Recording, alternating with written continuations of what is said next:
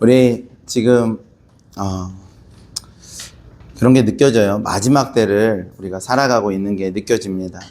전쟁의 소문이 점점 더 커지고 권력자들이 전쟁을 자신의 방식대로 끝내고자 하는데 이 전쟁이 이렇게 쉽게 끝나기가 어려운, 그래서 점점 더 여기도 전쟁 저기도 전쟁, 물가는 올라가고 여러 가지 이제 안정적이지 않은, 하나님께서 흔드시는 그 마지막 때를 우리가 살아가고 있는 것 같습니다.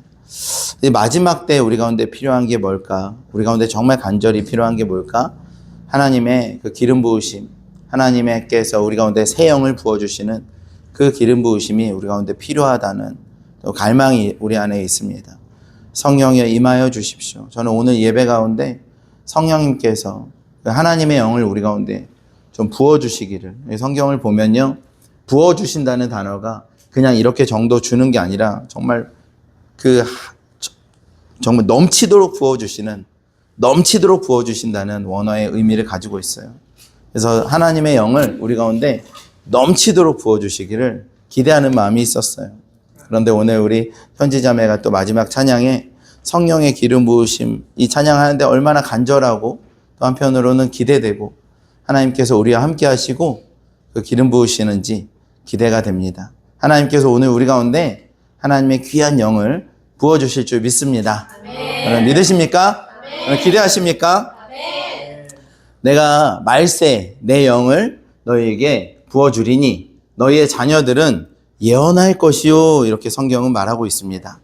우리가 예언이라고 하면 물론 보통은 이렇게 생각을 합니다. 미래에 일어날 일에 대해서 우리가 먼저 이야기하는 것, 그렇게도 생각할 수도 있고요. 그것도 틀린 말은 아닙니다.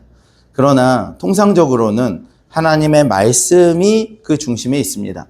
하나님의 말씀을 선포하는 것, 또 그 전에 하나님의 말씀을 우리가 담는 것, 하나님의 말씀이 있어야 그 말씀을 선포할 것 아닙니까?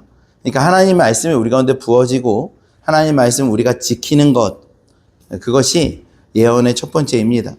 그냥 내가 생각하는 대로, 내가 믿는 대로, 내가 느껴지는 대로 미래에 대해서 말하는 게 예언은 아니잖아요.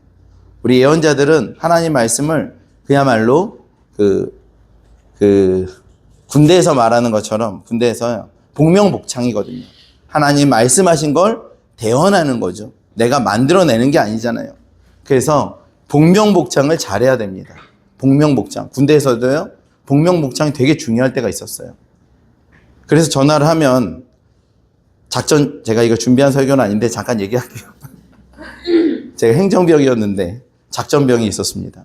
작전병 제 후임인데 조금 어리버리했어요, 이 친구가. 그래가지고 연대 작전장교 소령님이 전화가 왔습니다. 그때 그 소령님이 가장 강조하는 게 복명복창이었습니다. 전화했어요. 야, 인사장교 있나? 인사장교 없습니다. 인사장교 오면은 작전사무실로 전화하라 그래. 네, 알겠습니다. 작전사무실로 전화하라 그래. 네, 알겠습니다. 그렇게 하면 안 되고요. 네, 작전사무실로 전화하라고 하겠습니다. 이렇게 말해야 되거든요. 근데 야, 작전사무실로 전화하라고 해. 네, 알겠습니다. 그걸 한 5번 한 거예요.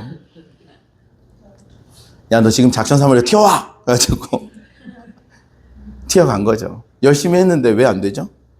어떻게 해야 돼요? 복명복창. 작전사무실로 오라 그래. 그러면 작전사무실로 가라고 하겠습니다. 작전사무실로 전화하라고 해. 작전사무실 전화하라고 했습니다. 이래야 되는데 여러분 그렇게 하지 않은 거죠. 예언자들은 자신의 말, 자신의 생각을 덧붙인 게 아니라 하나님의 말씀 받아서 그 말씀 가지고 있다가 하나님께서 말하라고 하는 그때에 그 사람들에게 그것을 전하는 것이 예언자들의 사명이고 그랬습니다. 근데 이것이 자녀들에게 부어진다고 합니다. 말세에 하나님의 영이 부어지면 자녀들은 예언할 것이요 라고 이야기를 합니다. 여러분, 사람들은요, 자신의 자녀들이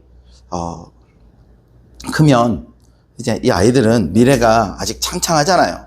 그러니까 미래에 어떻게 클까? 이 아이가 어떤 재능을 가지고 있을까? 또 어떤 대단한 사람이 될까라는 생각을 신생아부터 하는 것 같아요. 저도 그렇습니다.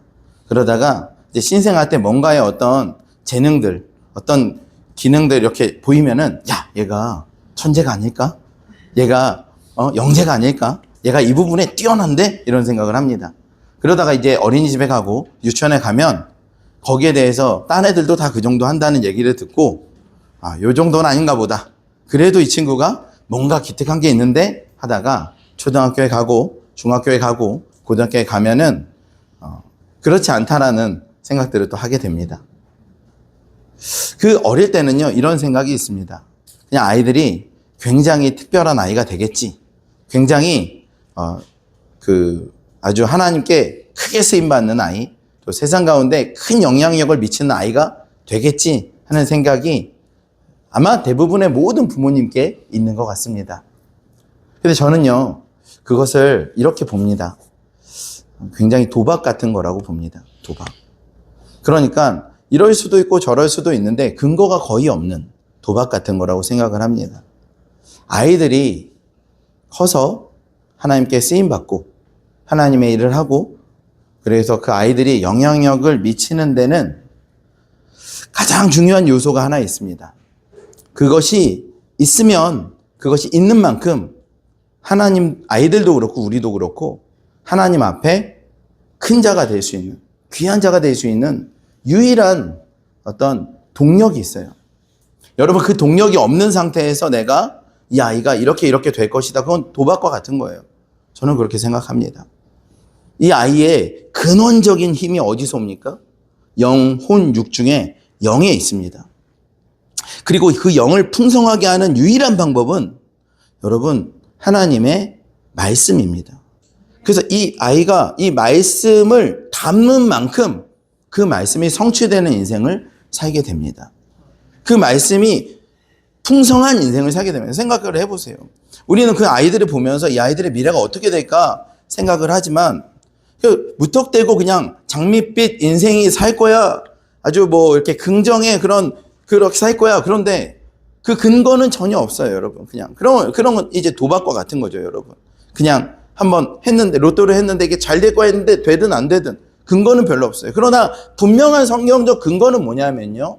하나님의 말씀이 담겨진 만큼 하나님의 말씀이 부어진 만큼 그 말씀이 그 삶에서 여러분 열매를 맺는다는 것이죠, 여러분. 그렇지 않습니까? 우리 마음바단에 말씀이 심겨지면 지금은 그게 심겨진지 모르겠지만 그 말씀이 심겨진 만큼 이제 양분을 받고 물을 받고 햇빛을 받아서 이게 자라나면 울창한 숲이 되면 여러분 그 울창한 숲에 어떤 죄의 씨앗들이나 잡초들도 쉽게 들어가지 못해요. 왜냐하면 땅의 뿌리가 울창한 숲으로 하나님의 말씀이 심겨져서 나무가 되어 숲을 이루면요. 그것은 쉽게 그 숲을 무너뜨릴 수가 없어요. 지금은요, 아무것도 없는 땅 같지만 거기에 무엇을 심는가에 따라서 그 아이의 삶이 변화되는 것입니다. 우리 인생의 삶이 변화되는 것이에요. 여러분, 그렇지 않습니까? 가장 중요한 게 뭘까요, 여러분? 우리가 다 아는 얘기지만, 여러분, 우리가 다 아는 얘기죠. 우리 자녀들, 우리가 다 아는 얘기죠. 그런데 간과하고 시간이 지나서 도박처럼 살아갑니다. 내 인생에 잘 될 거야. 내 인생이 이렇게 될 거야 라는, 왜냐하면 미래가 아직 열려있지 않으니까. 그러나 그 미래에 열려있지 않은 미래는요, 오늘 우리가 무엇을 심는가에 결정된다는 것을 여러분 반드시 기억해야 됩니다.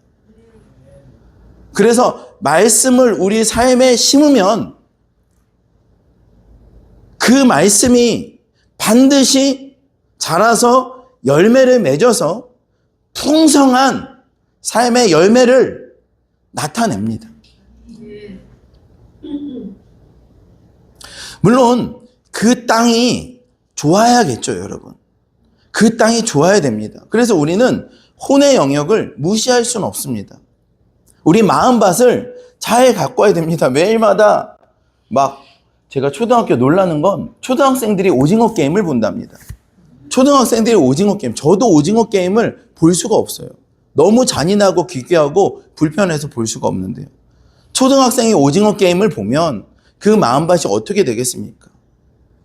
아주 굳어진 그리고 좋지 않은 토양이 되세요. 거기에 말씀의 씨앗이 심겨질 수가 없어요. 돌짝밭이 되고요. 가시밭이 되고요. 거기에 말씀이 들어갈 수가 없어요. 그래서 우리 마음밭을 잘 기경해야 됩니다. 우리 마음밭을 잘 기경해야 되는 건 맞지만 아무리 마음밭을 잘 기경해도요, 말씀이 들어가지 않는다면 원동력은 없는 거죠, 여러분. 세상에 지혜로운 사람들은요, 자녀 교육을 한다고 마음밭을 잘 기경하려고 합니다. 그것까지는요, 하나님을 모르는 사람도 많이 하는 일들입니다. 좋은 거 보여줘야지, 좋은 얘기 듣게 해줘야지. 그러나 그 마음밭을 아무리 잘 기경해도 그 안에 말씀의 씨앗이 심겨지지 않는다면요, 자녀들은 예언할 것이요, 근데 말씀이 없어요. 암송한 말씀도 없고 묵상한 말씀도 없고 통독한 말씀도 없고 말씀에 대한 이해도 없고요. 그렇다면 우리는 얼마나, 여러분, 마음밭이 아무리 좋으면 뭐합니까? 거기에는 뭔가 다른 것들이 심겨져서 여러분 죄의 울창한 숲이 되잖아요. 그러면 그것 역시도 너무 어려운 일입니다. 말세에 하나님께서 내 영을 부어주리니 자녀들에게 하기 원하시는 것은요, 그 마음밭에 말씀의 씨앗이 심겨지기 원하고 그 아이가 하나님의 말씀을 풍성히 담은, 그래서 이것이 넘쳐나야 될 때, 또 전해져야 될 때, 그래서 열매 맺어야 되는 타이밍에 얼마든지 분명하게 열매 맺는 것을 원하시는 거죠. 마지막 때에 그와 같은 일들이 일어나게 될 줄 믿습니다. 말씀은 진리고요, 말씀은 기준입니다. 여러분, 이 말씀이요, 제가 생각나는데요, 사사기 초반에 보면 제가 되게 중요하게 생각하는 말씀 중에 하나가 이 말씀인데요. 사사기 초반에 보면요,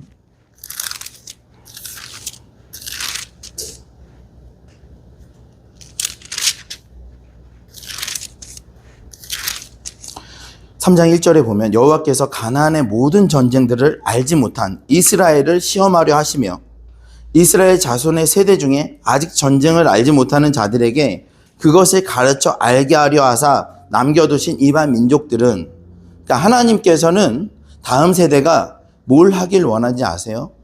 싸울 줄 알기를 원하세요. 전쟁을 알기를 원하세요. 싸울 줄 모르는 자들은 안 됩니다, 여러분. 하나님은요, 일부러 이방 민족들을 남겨두셨는데, 왜냐하면 세대 중에 아직 전쟁을 알지 못하는 자들에게 그것을 가르쳐 알게 하려 하사, 전쟁할 줄 아는 사람들, 싸울 줄 아는 사람들, 뭘로 싸웁니까? 진리로 싸우는 거예요. 진리로 싸울 줄 아는 사람들이 필요한 겁니다. 진리의 반대편에는 뭐가 있는데요? 여기에는 진리가 있고 하나님의 말씀이 있고 하나님의 언약이 있습니다. 이 반대편에는 비진리가 있는데요, 그 비진리는 무엇입니까? 여러분, 첫 번째는 감정이에요. 감정. 내가 느껴지는 감정이란 말이죠. 내가 느껴지는 감정은 우울하고 슬프고 불편하고 걱정되고 염려되고 암담하고 막막하고, 이런 감정들은 비단 어떤 특정한 사람만 갖는 게 아니라요, 이 지구를 사는 모든 사람들이 가만히 있으면 느껴지는 겁니다. 이제 가만히 있으면 느껴지는 거예요. 자연인으로 살면요, 그 감정은 그냥 우리에게 쏟아지는 감정들입니다. 나만 그게 느껴지는 게 아니라 모든 사람이 느끼는 것입니다. 그리고 그 감정이 오는 어떤 상황들이 있습니다. 그것은 현실이라고 말하기도 하고요, 현실을 넘어서 너무 리얼해서 사실이라고 말할 수 있습니다. 나의 잔고에 재정이 없고 내 몸이 불편하고 또 나는 여러 가지 사회적 상황 안에서 어떤 기준 안에서 어떤 평가를 받고 있고, 이런 것들은 다 사실이고 그로부터 나오는 감정이고 나의 형편이고 그로부터 나오는 감정이고, 그래서 감정과 그 형편대로 사람들은 사는 것을 그냥 하나님은 원하는 게 아닙니다. 하나님은 그 상황이나 형편에 상관없이 이 상황과 형편을, 감정을 극복하여 이기기를 원하시는데, 여러분, 그것이 싸운다는 의미고요, 그것의 싸움의 무기는 뭐냐면 진리죠. 그 진리를 가지고 싸울 줄 아는 사람, 자녀들을 키울 때 무조건 편안하고 무조건 행복하고 무조건 즐겁고 무조건 풍족하고, 여러분, 그렇게는 저는 키울 수 없습니다. 우리 가운데 나타나는 여러 가지 감정들이 있어요. 상황들이 있습니다. 그러나 그것은 비단 이 상황에만 있는 게 아니라 여러분 우리 평생에 있는 것이에요. 그러나 우리 가운데 진리가 없으면 싸울 줄 모릅니다. 진리가 없는데 뭘로 싸웁니까? 그러니까 그 상황을 회피하려고 하고 환경을 회피하려고 하고 그렇게 됩니다. 여러분 진리로 싸워야 됩니다. 그 진리로 싸우는 것은 어릴 때만 있는 일이 아니야. 저도 싸우고 있고 목사님도 싸우고 계시고 모두가 다 그 싸움을 하고 있습니다. 바울도 그 싸움을 싸웠고요. 베드로도 그 싸움을 싸웠어요. 그러나 더 싸우고 하다 보면 하나님 안에 더 능력이 부어지고 더 큰 싸움을 싸우게 되고요. 더 놀라운 싸움을 싸우게 되는 것이에요. 어떻게 합니까? 우리 안에 말씀이 있을 때요. 우리 안에 말씀이 있을 때 우리는 그 싸움을 싸울 수 있어요. 싸워야지, 애써야지 하지 마시고 말씀을 암송하시고 말씀을 통독하고 말씀을 묵상하고 말씀을 더 사모하면 그 말씀은 우리를 승리하게 합니다. 믿으십니까? 말씀이 필요해요. 마지막 때에 하나님은 이런 일을 하신답니다. 자녀들은 이어낼 것이요. 얼마나 말씀이 풍성하면 말씀이 터져 나오는 거죠, 여러분. 그리고 언제나 하나님께서 원하실 때 그 말씀이 부어지는 것입니다. 여러분 믿으십니까? 청년들은 환상을 본다고 합니다. 청년들은. 여기 내가 청년이라고 생각하는 분 계십니까? 환상을 본다고 합니다. 서진이? 청년이죠? 네, 청년이에요. 환상을 본다. 할렐루야. 성경에 보면요, 환상을 보는 장면들이 몇 가지가 있는데요. 한번 볼까요? 고넬료가 주목하여 보고 두려워 이르되 주여 무슨 일이니까? 천사가 이르되 내 기도와 구제가 하나님 앞에 상달되어 기억하신 바 되었으니. 이 앞에 보면요, 10장 2절에 보면 하나님 그 천사가 환상 중에 나타난다고 성경 기록하고 있어요. 그래서 고넬료도 환상을 보았고 우리가 아는 베드로도 환상, 황홀경 안에 들어갔습니다. 환상을 보는 거예요. 성경에 환상을 보는 여러 가지 상황들이 있지만 환상을 볼 때 이런 일들이 있습니다. 밤에 환상이 바울에게 보이니 마게도냐 사람 하나가 서서 그에게 청하여 이르되 마게도냐로 건너와서 우리를 도우라 하거늘. 마게도냐로 건너와서 우리를 도우라. 밤에 환상이 보였어요. 그러니까 환상은 주로 언제 보이는가? 성경에서 언제 환상이 나타나는가 보면요, 하나님께서 어떤 일을 지시하실 때 그렇습니다. 하나님께서 어떤 일을 명령하실 때 하나님께서 환상 중에 나타나요. 여러분 청년의 시대에 우리는요, 가장 중요한 것들이 수많은 결정입니다. 어디 대학을 가야 될까? 무슨 과를 가야 될까? 내가 누구와 결혼을 해야 될까? 내가 어떤 직업을 결정해야 될까? 내가 어떤 교회를 다녀야 될까? 여러분, 모든 사람이 많은 결정을 하고 있지만 청년의 때만큼 정말 이 결정에 고민에 결정에 하는 때가 없는 것 같아요. 근데 그 청년들이 어떻게 하면 그 결정을, 올바른 결정을 할 수 있을까요? 성경이 이렇게 말하는 거죠. 말세에 내가 내 영을 모든 육체에게 부어주니 너희 자녀들은 예언할 것이요 젊은이들은 환상을 보리라. 환상. 이게 청년들이요, 환상을 봐야 됩니다. 하나님의 임재 안에 가야 돼요. 하나님의 임재 안에서 하나님의 명령에 듣고 하나님 말씀에 순종하는 삶에 그 반복이 일어나는 거죠. 하나님께서는 우리를 향한 계획을 가지시고 하나님의 말씀이 충만한 자들에게 하나님 분명한 지시와 인도하심을 주세요. 어떤 사람이 환상을 볼까? 성경을 보니까요, 기도하는 사람이 환상을 본답니다. 기도하는 사람이. 그러니까 기도할 때, 청년들이 기도할 때 환상을 보는 거죠. 우리가 어떤 결정을 해야 될지 모를 때 하나님께서는 베드로도 기도하러 옥상에 올라갔을 때 하나님께서 황홀경 안으로 베드로를 초청하셨고요.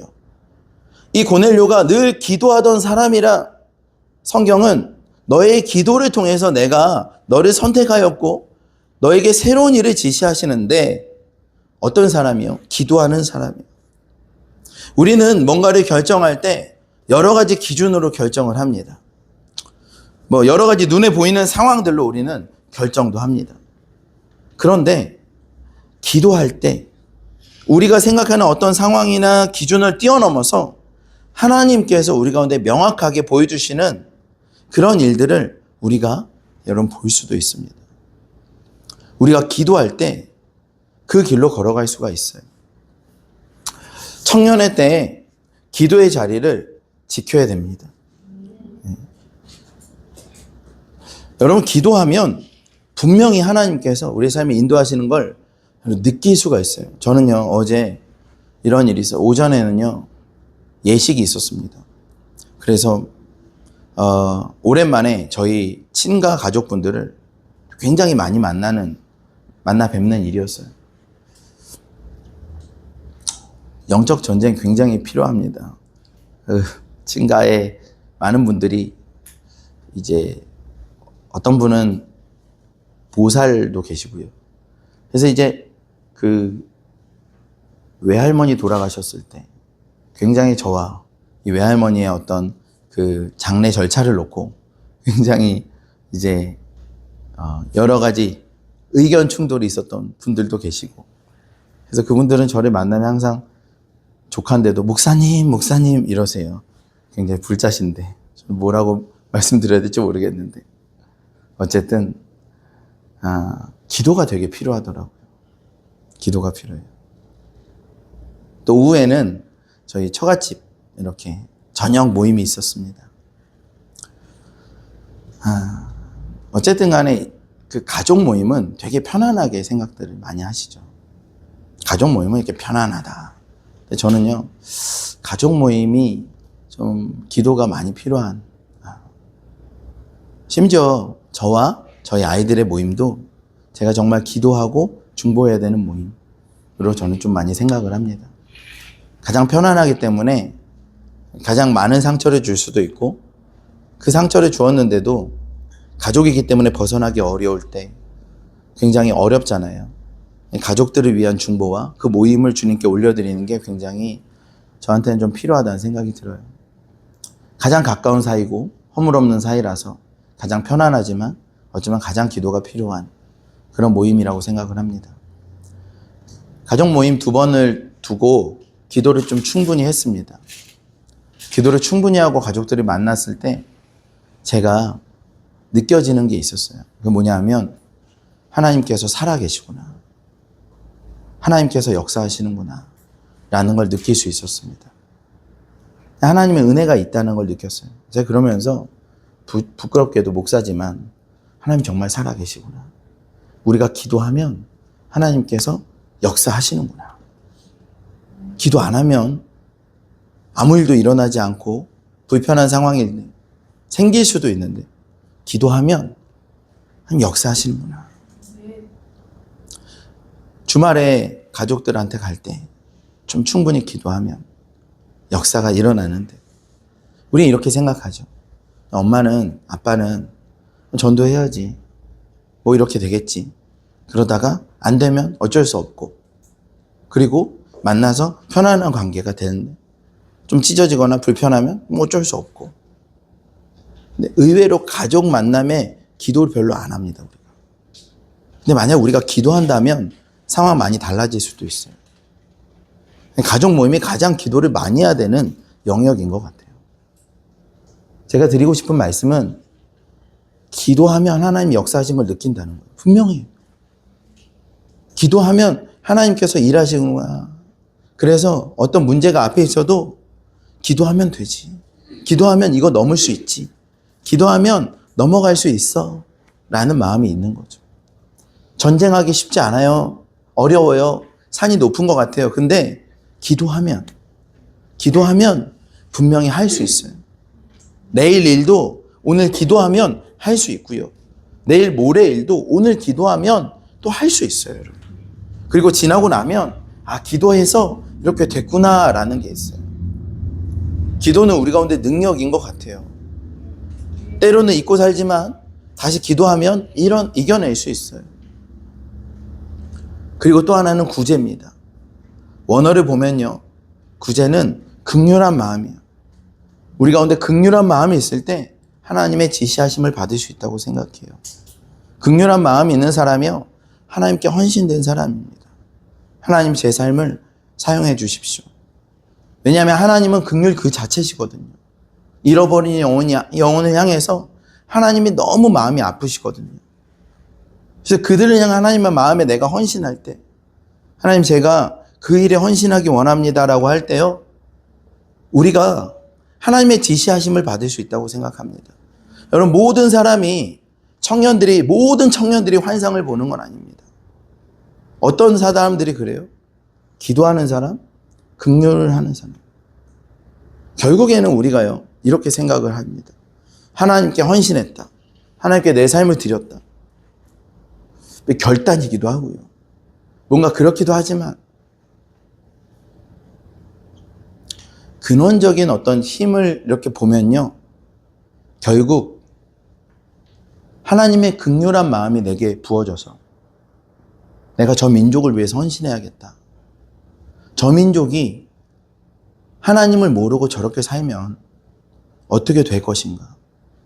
하나님의 아픈 마음이 우리 가운데 부어지면서 우리도 그 마음을 사서 그 긍휼한 마음을 우리가 가지고 있고, 그 긍휼한 마음 때문에 우리가 움직일 때 비로소 우리가 헌신이라는 게 되는 것 같아요. 내가 헌신해야겠다 이런 걸로 되지 않고, 내가 헌신하면 복 받겠지 그런 걸로 되지 않고, 하나님의 긍휼한 마음이 우리 가운데 부어져서 내가 그 긍휼함 안으로, 그 헌신 안으로 들어가야겠다라고 할 때, 여러분, 하나님께서 우리를 비로소 사용하실 수 있는 것 같아요. 우리 안에 긍휼한 마음이 없다면 어떻게 하나님께서 환상을 통해서 여러분 그 일을 할 수 있겠습니까? 헌신되지 않은 사람들. 긍휼한 마음이 되게 필요합니다. 기도와 긍휼한 마음이, 구제가 우리 안에 있을 때 하나님께서는 그 사람을 사용하기 위해서 청년들에게 환상을 보여주시며 수많은 인생의 진로들을 하나님께서 구체적으로 명확하게 인도하시고, 그래서 그 형제를, 그 자매를, 그 청년을 사용하시는데, 그것은 나이대랑 상관없는 것 같습니다. 나이대랑 상관없는 것 같아요. 제가요, 주중에 어디를 3시 30분까지 가야 돼요.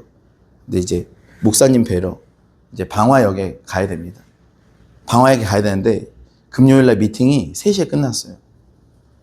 강사 접대를 했는데 3시에 뭐 계속 얘기를 하니까 3시에 끝났어요. 30분이면 방화역까지 갈 수 있잖아요. 강서대학교에서 이제 마을버스를 기다렸습니다. 마을버스 안 오는 거예요. 그래서 그냥 이렇게 걸어갔습니다. 마을버스 안 와요. 안 되겠다. 택시를 타야겠다. 그래서 택시를 잡았어요. 근데 택시를 잡아서 택시가 오는데 마을버스가 나타났어요. 그러니까 택시가 12,000원 정도 했어요. 내가 이거 12,000원 쓸 일이 있나? 그래서 호출 취소했어요. 그리고 그 버스를 딱 탔습니다. 마을버스가 왔으니까. 근데 마을버스가 화곡 교회를 지나서 직진을 해서 화곡역으로 가야 되잖아요. 화곡역으로 안 가고 왼쪽으로 꺾더라고요. 갑자기 시간이 이제 한 20분 남았는데 왼쪽으로 꺾어요. 그래서 산 위로 올라가는 거예요. 점점 막 산 위로. 점점 올라가. 봉제산 위로 올라가. 넘어가. 야, 충격이다. 큰일 났다. 내릴까? 하는데 내릴 수가 없어요. 여기서는 택시를 잡을 수가 없어요. 막 산길을 올라가서 산동네로 올라가는 겁니다. 그래서 일단 타고 있었어요. 그랬더니 이제 막 약간 노심초사했어요. 근데 넘어가요, 산을. 넘어가서 까치산역 쪽 해가지고 저쪽에 곰달래길이라는 곳인데 거기에 이렇게 드디어 내려갔어요. 산을 넘어갔어요. 야, 이미 3시다. 3시 반이다. 어떡하지? 차에서 막 택시를 알아봤거든요. 알아봤어요. 그리고 내려서 택시를 딱 잡았어요. 택시가 옵니다. 근데 택시가 쭉 오다가 카카오 택시 보면 택시가 어디로 오는지 알거든요. 택시를 잡았는데 택시가 또 이상한 데로 가요. 어디 가나 보니까 내가 차에서 출발지를 잘못 설정해 놓은 거예요. 그래서 택시가 또 산 위로 올라가.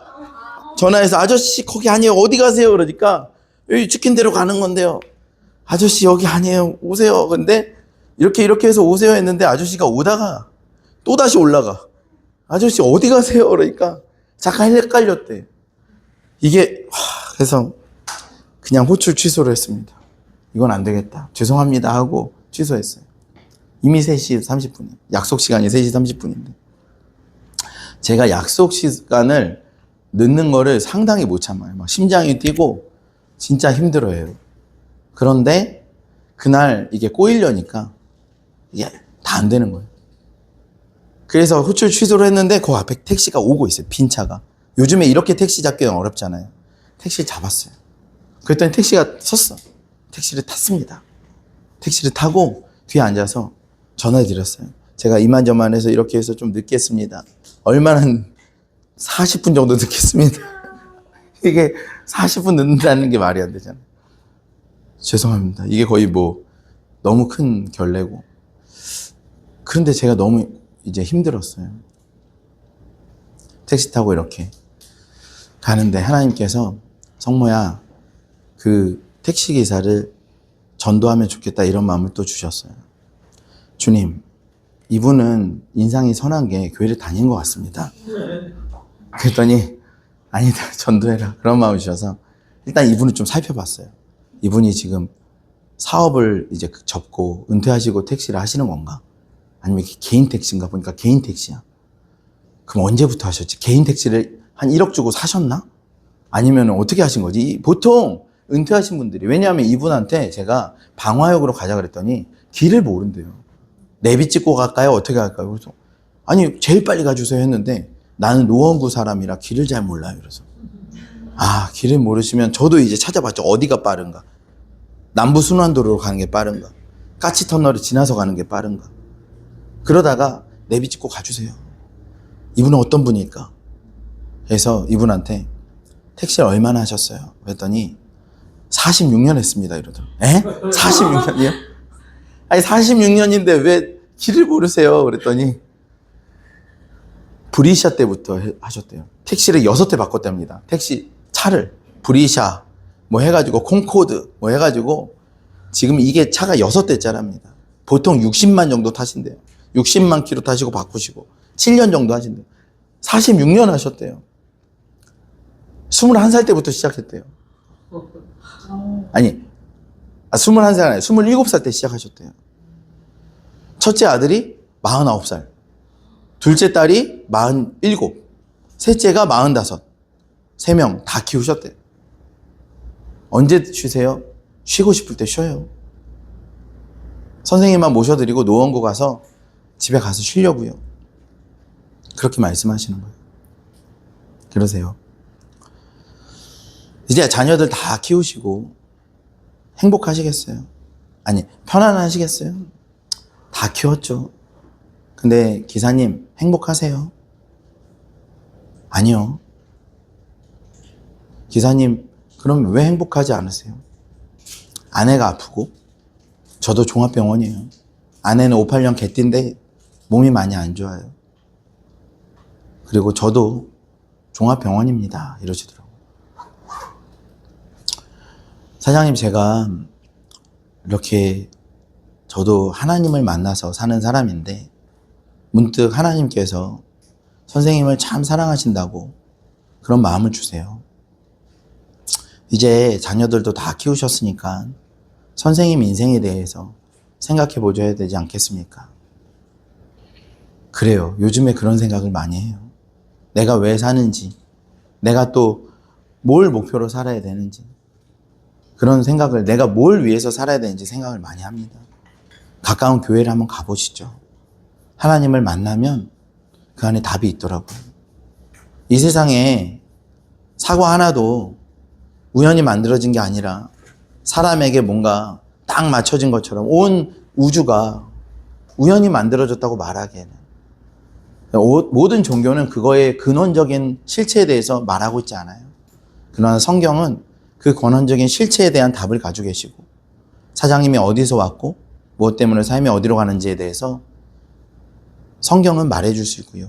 교회 가시면 그것을 들으실 수 있습니다. 사장님 교회를 한번 가보세요. 근데 이분은 어떤 분이었냐면 그렇게 한번 해보겠습니다 라고 하시더라고요. 네, 진지하게 말씀하셨어요. 그래서 제가 내릴 때 하나님께서 또 그런 마음을 주셨어요. 그 재정을 좀 후원해라. 그래서 한 12,800원인가 나왔는데 사장님 3만 원 찍어주세요. 사장님 그 교회 가실 때 사모님하고 커피 한잔 하시라고 제가 후원하고 싶습니다. 아니에요 이러더라고요. 아니 그냥 거기 3만 원이라고 찍어주시면 제가 카드 대면 되잖아요. 감사합니다 하고 이렇게 받으셨어요. 만약 카카오택시였으면 그렇게 헌금 못했을 거예요. 카카오택시는요 이미 결제가 딱 돼버려요. 그런데 제가 오프라인으로 이렇게 결제할 수 있는 그런 택시를 만나서 저는 이 모든 과정이 여러분 하나님께서 인도하심이라고 저는 믿습니다. 그런 감사했어요. 되게 감사하고 행복해. 제가 12,000원 아끼려고 막 여러분 버스 타고 산 올라가고 그랬는데 3만 원을 주님께서 주라고 했을 때 제가 3만 원 이렇게 줄 수 있는 그런 인생이 어디서 오는 걸까요? 부족하지만 우리 다 그렇게 살고 계시잖아요. 어디서 오는 걸까요? 기도와 구제하는 사람 중에서 하나님은 늘 우리 가운데 나타나셔서 말씀해 주시고 어떻게 하기를 어느 대학 가라? 짜장면 짬뽕 중에 어떤 걸 먹어라? 뭐 그런 건 아닐 수 있지만 하나님께서는 우리 가운데 분명한 메시지들을 주시면서 매일마다 우리를 인도해 주시는 걸 여러분 믿으십니까? 네. 여러분 우리가 그렇게 될 수 있는 거예요. 여러분 믿으십니까? 네. 자녀들은 예언할 것이요 청년들은 환상을 보고 여러분 유연한 사람들 하나님께 반응하려고 하는 사람들 이 청년의 세대 우리가 청년의 마음을 가지고 하나님 앞에 나아갈 때 하나님께서 우리 가운데 환상을 보여주십니다. 믿으십니까? 네. 노인들은 꿈을 꿀 것입니다. 노인은 꿈을 꿀 것입니다 라고 성경이 말하고 있습니다. 노인들은 꿈을 꾸리라 라고 말씀하고 있어요. 노인분들이 꿈을 꾼다는 건 상당히 어려운 일입니다. 노인분들이 꿈을 꾼다는 일은 상당히 어렵습니다. 왜냐하면 꿈은요 미래에 관련된 부분이 있기 때문에 노인들이 꿈을 꾸는 것은 상당히 어려운 일이에요. 이제는 미래가 얼마 남지 않은 노인분들께서 어떤 이 꿈은요, 여러분 좀 이 분명한 그림이 있잖아요. 분명한 그림. 그 꿈을 꾸는 것은 쉬운 일은 아닙니다. 쉬운 일은 아니에요. 꿈이라는 단어는요, 여기서 이 단어, 이 원어는요, 성경에 여기만 등장해요. 이 꿈이라는 단어가. 어디에도 등장하지 않는. 그래서 이 꿈은요, 굉장히 특별한 의미를 가지고 있습니다. 굉장히 특별한 의미를 가지고 있어요. 근데 이 특별한 의미를 가진 이 꿈이라는 단어가 오직 노인분들에게 적용된다는 거예요. 적용된다.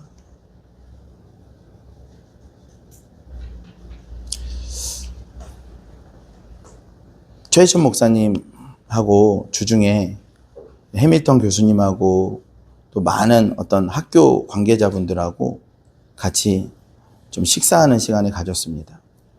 식사하고 교제하는데 한쪽에서는 많은 여러 가지 교제를 하는데 교수님하고 목사님하고 교수님하고 몇 분은 굉장히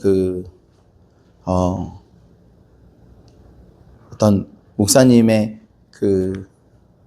계획 안에서 어떤 의도 안에서 그분들을 이렇게 강서대학교로 초청하고 싶어서 거기서 아시아 미션 센터를 세우고 싶은 그런 계획이 있으셔서 그분들이 거기에 적임자시고 굉장히 중요한 분들이라 목사님께서 그분들을 설득하시는 거죠. 오셔서 이 일을 좀 해주십사. 이 일을 좀 해주십사. 이렇게 목사님이 설득하시는 거예요. 왜 그런지 아세요? 목사님 안에 꿈이 있기 때문에 그러세요. 근데 그 꿈은 목사님의 미래와는 상관이 없는 거고요. 다음 세대를 향한 꿈이에요. 그 일을 위해서 헌신하시고 수고하시는 거예요. 그 목사님하고 무슨 상관이에요? 목사님 3월 31일에 미국 가시잖아요. 그런데 노인분들이 꿈을 꾼다는 건 자녀들의 미래에 대한 꿈을 꾸시는 거예요. 왜냐하면 되게 중요한 문제입니다. 자녀들이 성장하는데 하나님께 받은 예언도 필요하고요. 그들이 환상을 보고 기도하고 구제하는 것도 필요하고 헌신하는 것도 필요한데 아비 세대에 꿈을 가지지 못하면요. 어느 한쪽이 그렇게 됩니다. 근데 아비 세대가 꿈을 꿉니다. 아비 세대가 이 자녀가 이렇게 되면 좋겠다. 이 자녀가 이렇게 컸으면 좋겠고 이 자녀가 이런 일들을 했으면 좋겠다라는 꼭 그대로 되지 않을 수 있지만 그런 꿈을 가진 아비가 옆에 계시다는 건 여러분 굉장한 복입니다. 그러니까 복을 넘어서 그건 필수적인 겁니다. 어르신 중에 꿈을 꾸시는 어르신이 계시다면 그분은 굉장한 영성을 가진 분이세요. 굉장한 분이세요. 그러니까 구분될 수 있습니다. 어떤 어르신들은 꿈이 없으시고 오로지 그냥 본인의 미래와 그냥 얼마 남지 않은 여생을 그런데 어떤 어르신분들은요. 이 다음 세대를 향한 꿈을 꾸시면서 그 일을 위해서 헌신하시는 거예요. 이건 되게 중요한 문제입니다.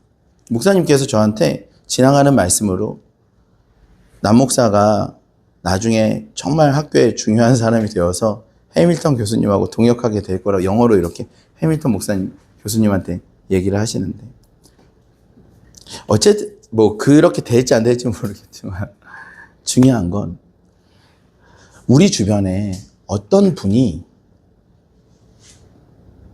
본인을 향한 꿈을 가지고 계시고 기대함이 있고 그렇게 한다는 거, 그렇게 할 수 있는 어르신이 계시다는 건 굉장히 중요한 문제예요. 이게 굉장히 중요한 겁니다. 그 사람은 그 안에서 기름 부으심을 받고 그래서 그렇게 자라가는 거예요. 근데 그러지 않으면 이런 거죠. 어느 아비 세대도 나를 기대하지 않고 나를 향한 꿈이 없어. 그게 고아 같은 거예요. 여러분. 고아 같은 겁니다. 그대로 되지 않더라도 아비 세대가 옆에서 나는 너가 이런 걸 하면 좋겠고 이런 그림이 있었으면 좋겠어. 근데 그대로 안 될 때도 많이 있어요. 그러나 아비 세대가 그렇게 기대해주고 꿈을 꿔준다는 거. 너는 어떤 이런 형제를 만나서 결혼해서 이런 가정을 꾸리고 너는 이런 재능이 있으니까 이런 걸 하면 좋겠고 너는 샌드위치 가게를 하면 좋겠다. 그래서 샌드위치 가게를 해서 이런 그림이 내 안에 있어. 너를 향한 그림이 내 안에 그런 그림이 있어.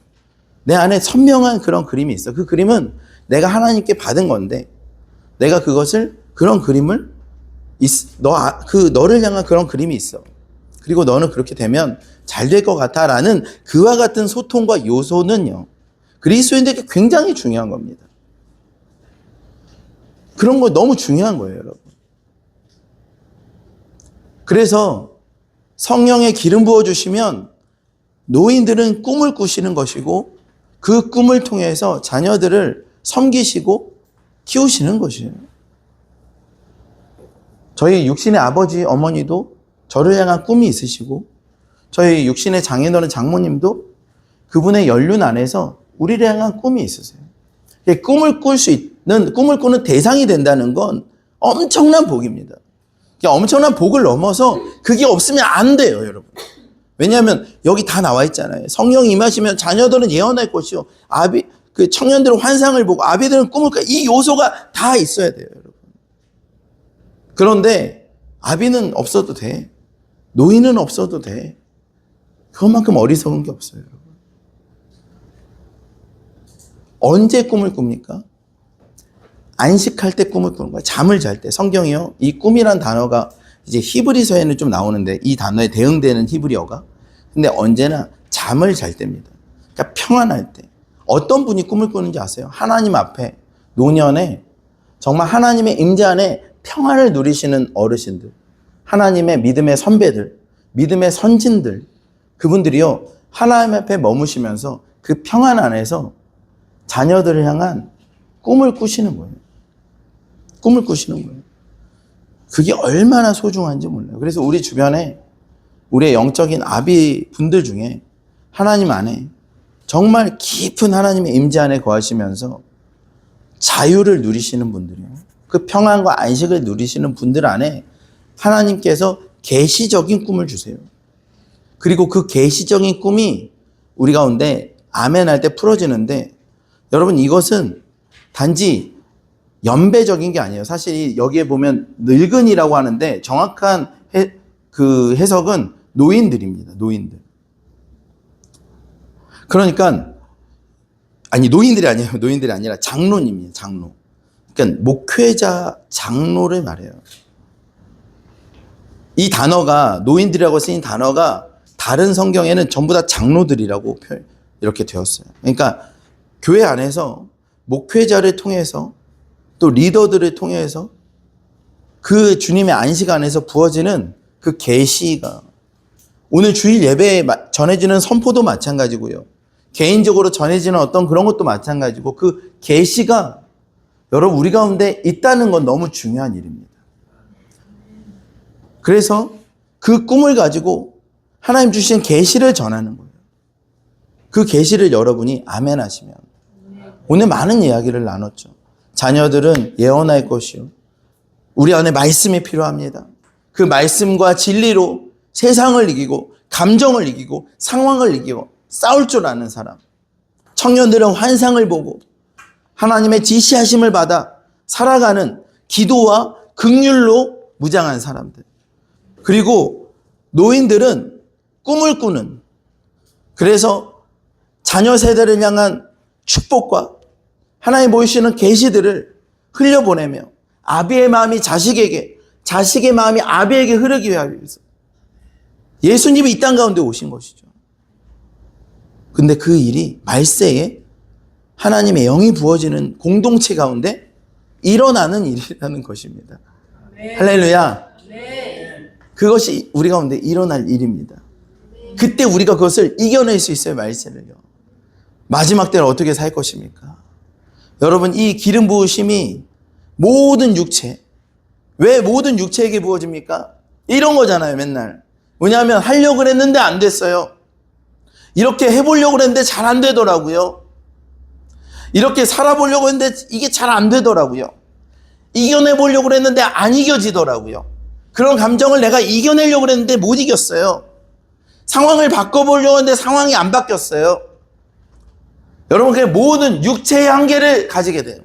그러나 여러분, 하나님의 영이 우리 가운데 부어질 때, 모든 육체에게 부어질 때 우리가 그 모든 것을 이겨낼 수 있는 줄 믿습니다. 네. 말세에 그 일이 해도 안 되던 것이, 결단해도 안 되던 것이, 결심해도 안 되던 것이, 그래서 때로는 이 설교를 들어도 안 돼, 안 돼. 누군 되는 사람이 있어도 나는 안 돼. 해봤는데 안 되더라 라는 사람들에게도, 그 모든 육체에게 내가 나의 영을 부어주리니 자녀들은 다시 예언하게 될 것이고, 청년들은 환상을 보고 아비들은 꿈을 꾸게 될 것이 말세의 이 공동체 가운데 일어나게 될 줄 믿습니다.